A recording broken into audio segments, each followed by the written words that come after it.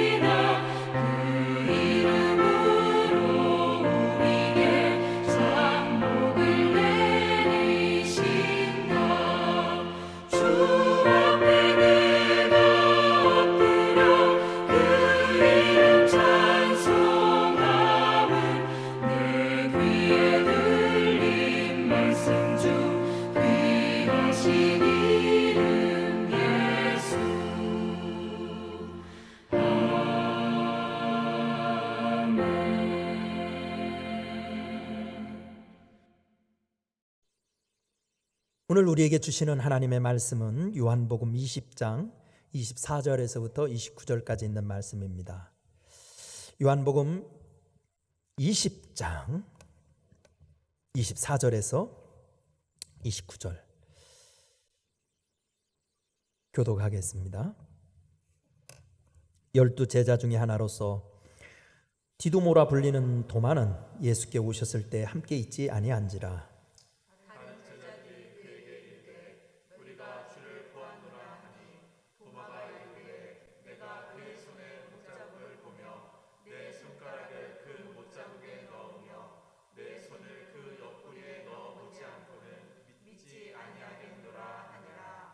여드레를 지나서 제자들이 다시 집안에 있을 때 도마도 함께 있고 문들이 닫혔는데 예수께서 오사 가운데 서서 이르시되 너희에게 평강이 있을지어다 하시고 도마에게 이르시되 내 손가락을 이리 내밀어 내 손을 보고 내 손을 내밀어 내 옆구리에 넣어보라.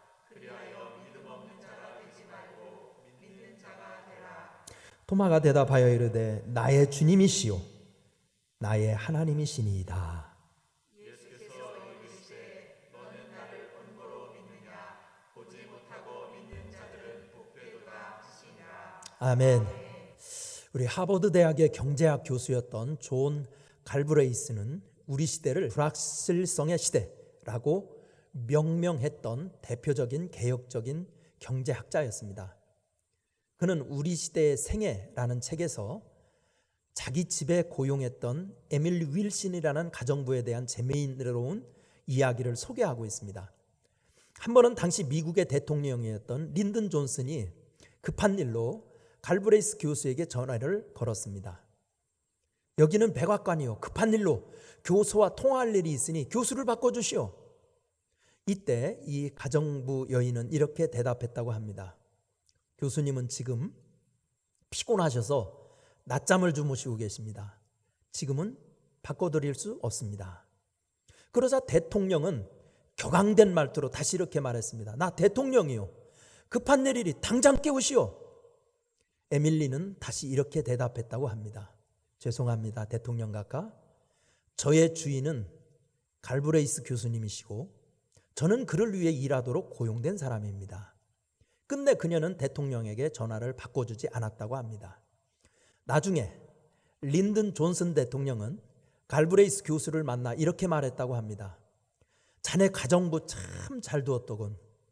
내가 그녀를 백악관에서 고용하고 싶다고 꼭 전해주게. 참 재밌는 일화입니다.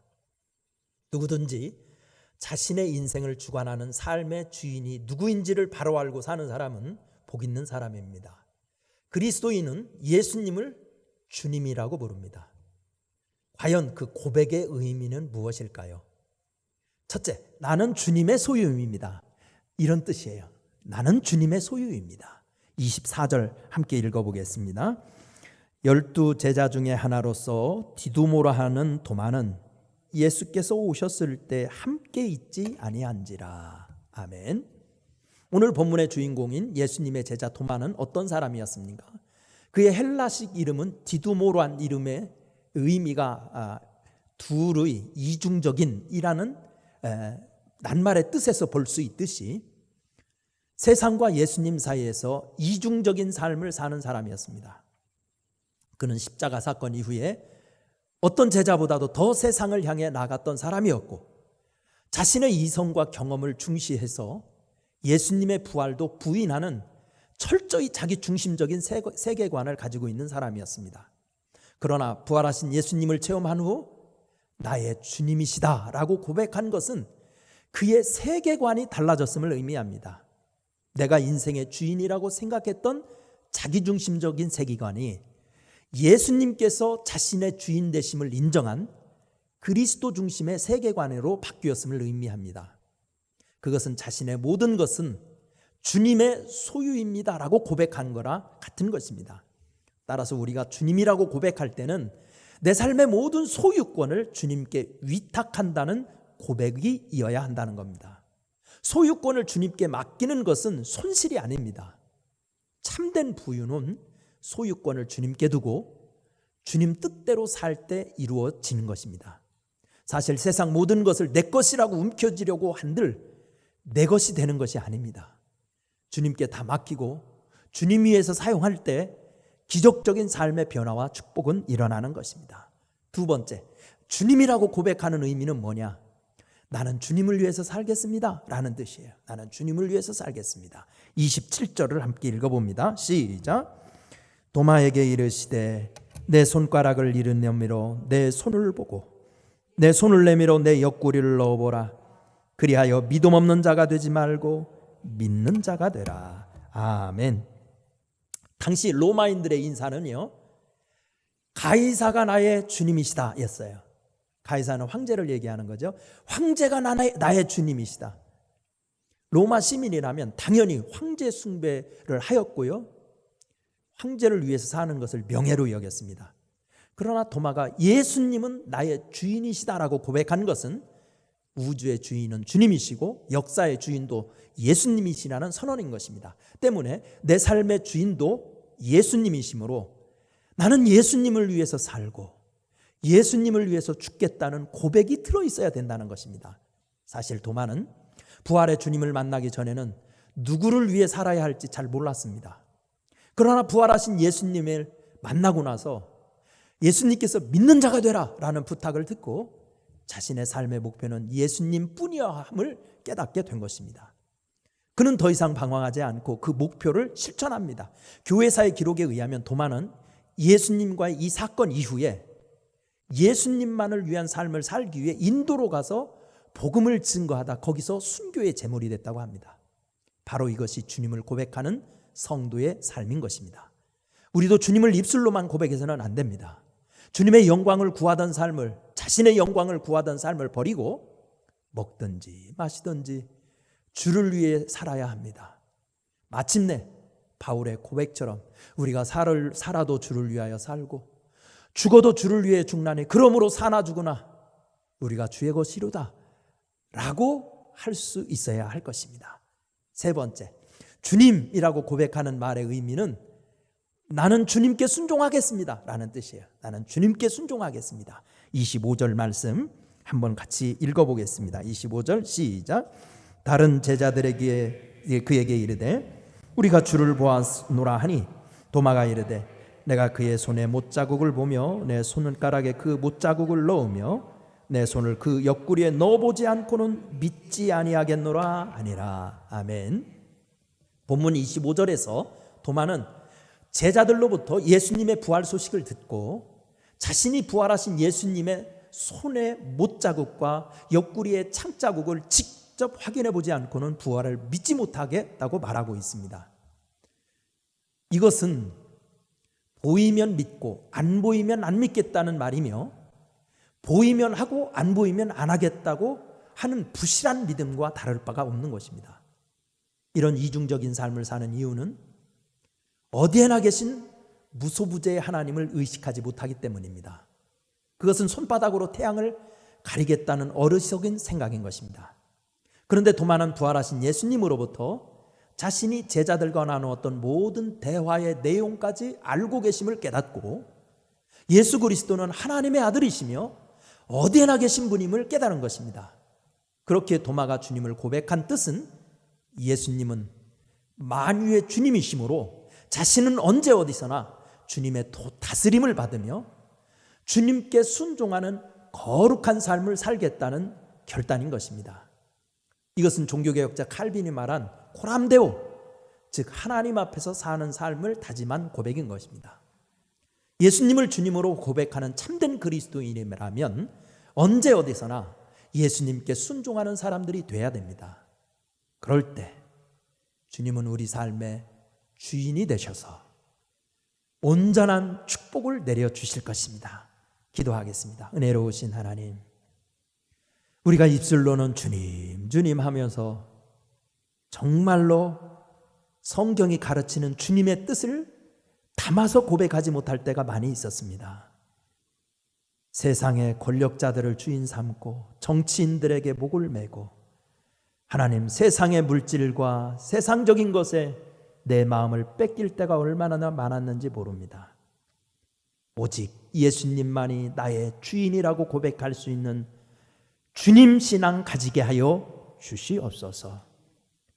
대통령에게도 마음 둘 것 없고 정치인, 정당, 정파에게도 마음을 뺏기지 않게 하여 주시고 오직 내 영혼을 다스리고 내 삶을 주관하시며 나를 구원하시고 나를 축복하실 분은 우리 예수님밖에 없다는 사실을 명확히 깨닫고 오직 주님께만 주님 고백하게 하여 주옵소서. 예수님의 이름으로 기도드리옵나이다. 아멘. 우리 다 함께 찬송가 94장 찬송 부르겠습니다. 94장.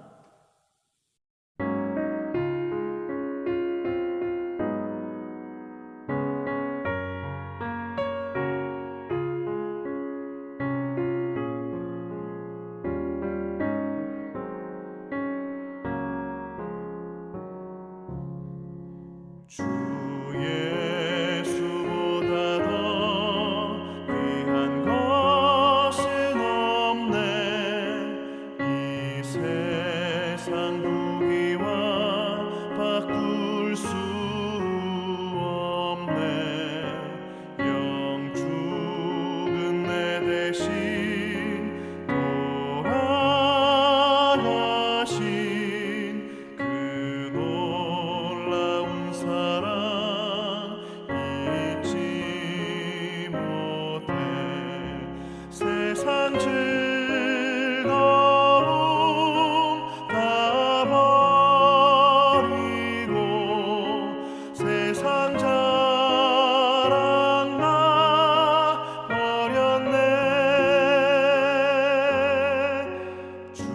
예수보다 더 귀한 것은 없네. 예수밖에는 없네. 주 예수보다 더 귀한 것은 없네. 이 세상 명예와 바꿀 수 없네. 이전에 즐기던 세상 일도 주 사랑하는 마음 맺지 못해. 세상 즐거움 다 버리고 세상 자랑 다 버렸네. 주 예수보다 더 귀한 것은 없네. 예수밖에는 없네.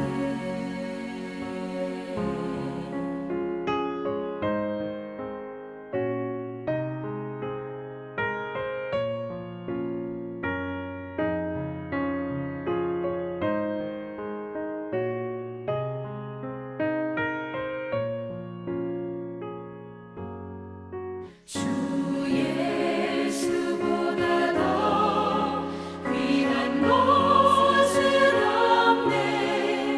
이 세상 행복과 바꿀 수 없네. 유혹과 핍박이 몰려와도 주 섬기는 내 맘 변치 않아. 세상 즐거움 다 버리고 세상 자랑 다 버렸네. 주 예수보다 더 귀한 것은 없네.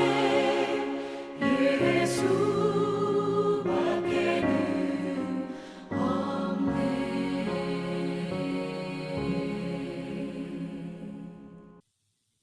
다 함께 주님 가르쳐주신 기도함으로 오늘 새벽 예배 마치겠습니다. 하늘에 계신 우리 아버지여, 이름이 거룩히 여김을 받으시오며 나라가 임하시오며 뜻이 하늘에서 이루어진 것 같이 땅에서도 이루어지이다. 오늘 우리에게 일용할 양식을 주시옵고 우리가 우리에게 죄 지은 자를 사하여 준 것 같이 우리 죄를 사하여 주시옵고 우리를 시험에 들게 하지 마시옵고 다만 악에서 구하시옵소서. 나라와 권세와 영광이 아버지께 영원히 있사옵나이다.